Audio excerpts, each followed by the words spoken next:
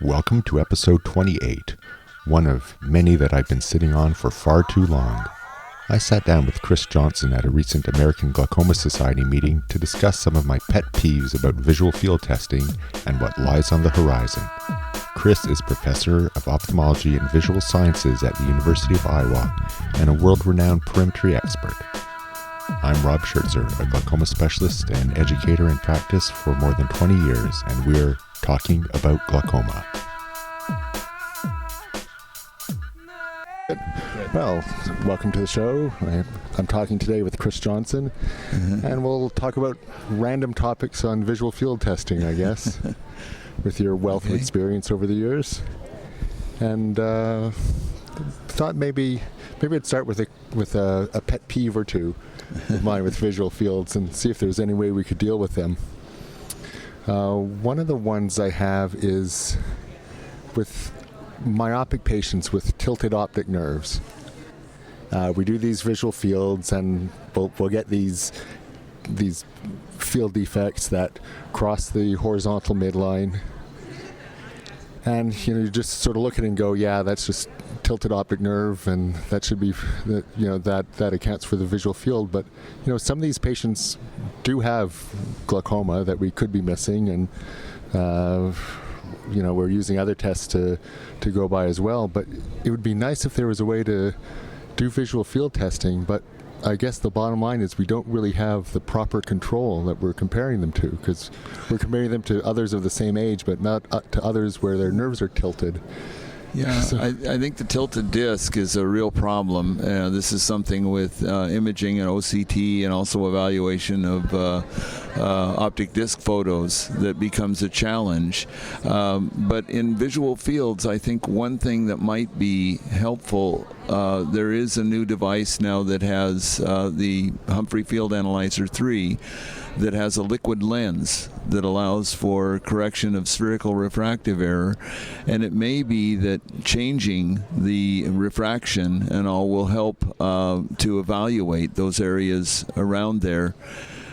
There is something that OCT does also that's very nice, but hasn't been implemented in visual fields yet, and that is centering the center of the optic disc to the macula, to the fovea, right? And that we're getting having that line. Yeah, with the Brooks membrane opening being used and getting the center of that to the fovea. And that hasn't been done for the visual fields, but if you look at nasal steps, especially in the far periphery, it usually spills over the horizontal.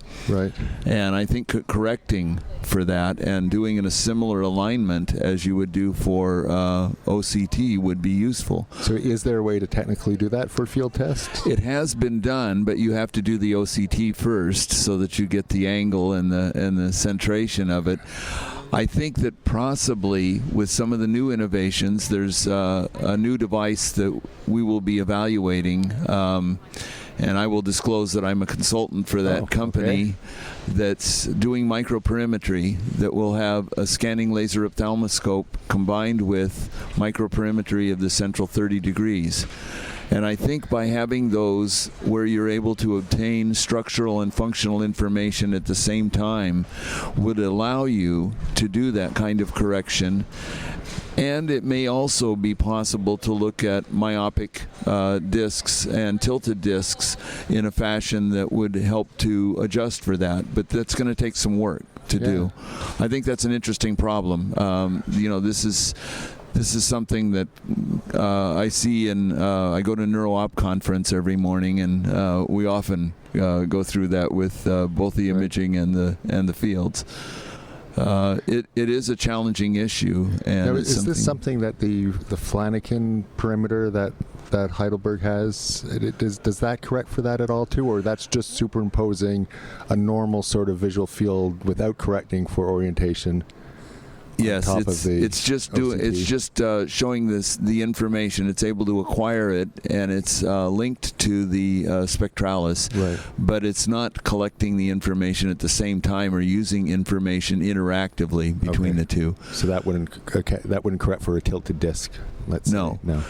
And I think there's a lot of work that needs to be done in that area, but that's a good point, because obviously in Asian populations and others where high myopia is an issue, issue and you have tilted discs, this is a prevalent problem. Yeah. And I think that they can probably provide more information than others because they see it all the time. Yeah, good point.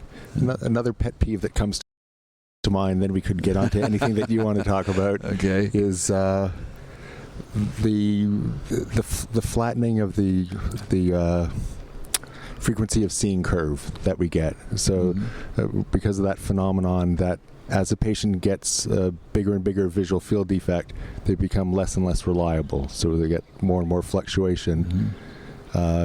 Because our perimeters don't use bigger test targets when visual fields are getting worse. Is there any way in the modern age to correct for that, or do we just become less dependent on a visual field when we need it the most?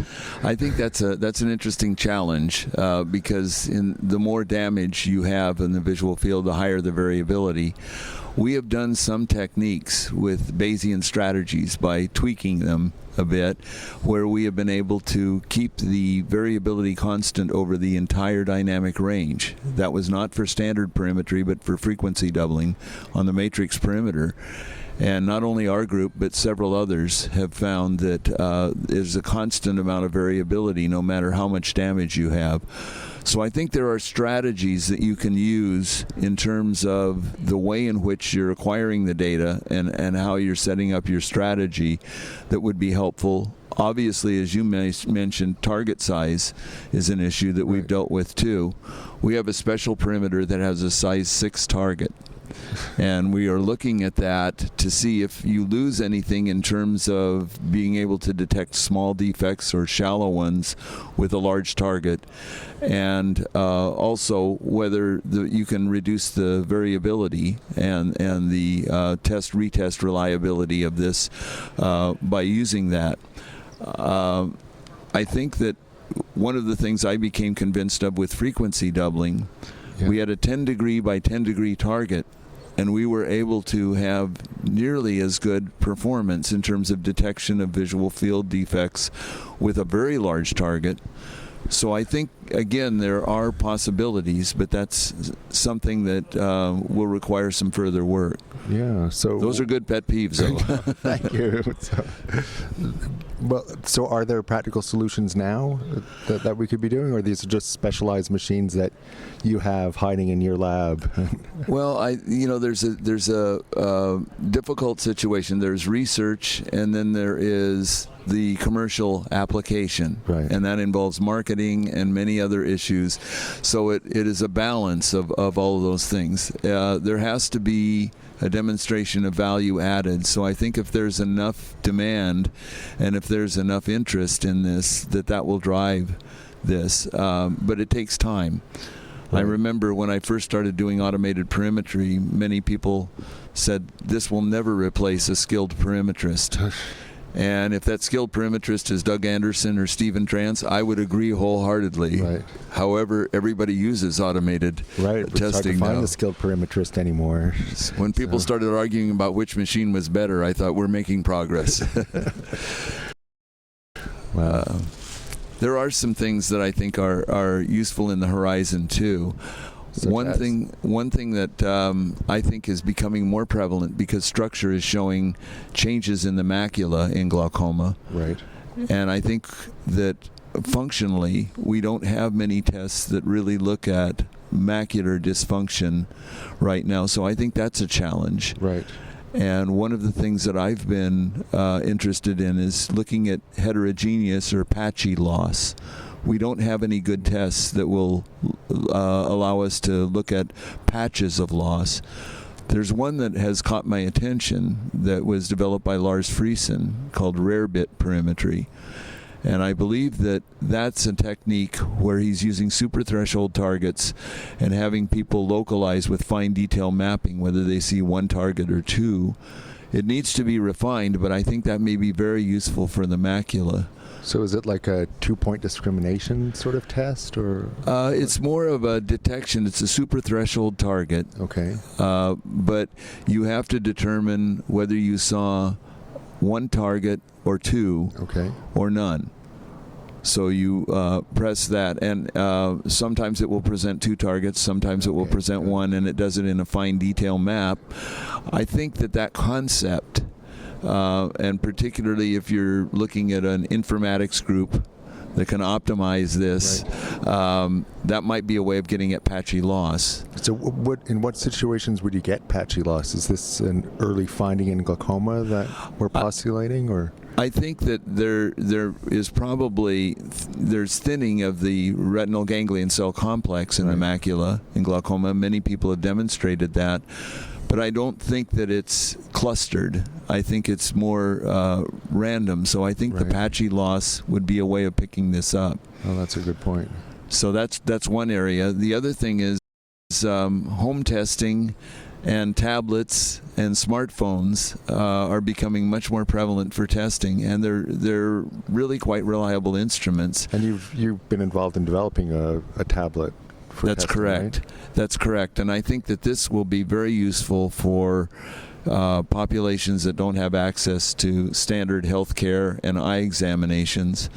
But I also think that eventually this, particularly in the Western world, will be useful because if we can come up with a way where people could be tested in the waiting room before they see the doctor, rather than watching TV or reading magazines, it would be very useful, very efficient, and much more cost-effective if the doctor had access to the test results for a visual field or other sorts of things, maybe OCT if it's portable, before they see the patient, because boy, they could have like 3 or 4 rounds of visual field testing while waiting in the waiting room. Absolutely, yes, as long as we don't get them fatigued. But I think that this will be the wave of the future, because that's the way medicine is going, is being cost-effective, efficient, lean and mean, and reimbursement, as we've heard today at this meeting, is becoming a more of a critical issue. So I think that is really an area that will be much more prevalent, and home testing may also be possible. That would be good too. So we'll combine that with home tonometry also, so patients will get their pressures more than the 2 seconds every 4 to 6 months that we're sampling. Right now. I'm a firm believer the more data the better, and I think that's a useful thing. Another area that might be useful is primary care physicians, internists and all, when they're looking at someone with diabetes or other conditions, do they need an eye exam or not? Right now there's not really good criteria that they have for when they should refer a patient or not. And I think having something that would be easy for them to use, like a tablet-based or a smartphone-based system that would be efficient for them and making better decisions in that regard, would also be useful. There would probably be things like the peak camera that's coming out, where they're using it in developing countries, attached to an iPhone to take a fundus photo very easily. So I think those are to me exciting areas, and we've reached kind of a plateau with visual fields and with photography and such. Imaging is skyrocketing, but it's time to look at trying to do things a little differently and have a paradigm shift. So both in terms of the location of where they're doing their testing, like the comfort of their own home, and more efficient testing, and also maybe now we'll be able to work on my pet peeves, and now that all the imaging devices anyone could ever imagine are already in the works. And I think the real challenge and coordinating the structure and function, tests that correlate the two, and stick them together. To me, the real challenge, especially with home testing and with waiting room testing, I like to make a diagnostic test bulletproof. And it's much more difficult if someone is testing at home rather than in a controlled environment like the clinic. No, that's a good point.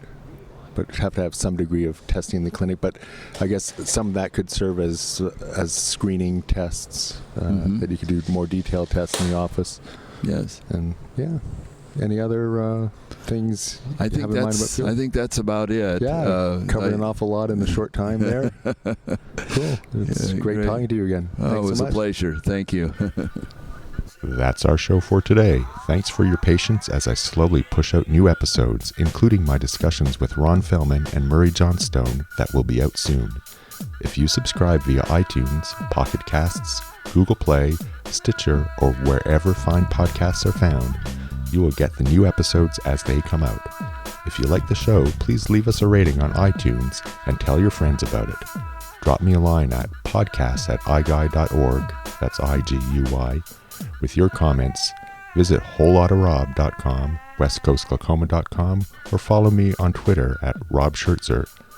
Links to all these are in the show notes. Remember to keep fighting glaucoma by early detection so that nobody loses vision from this disease.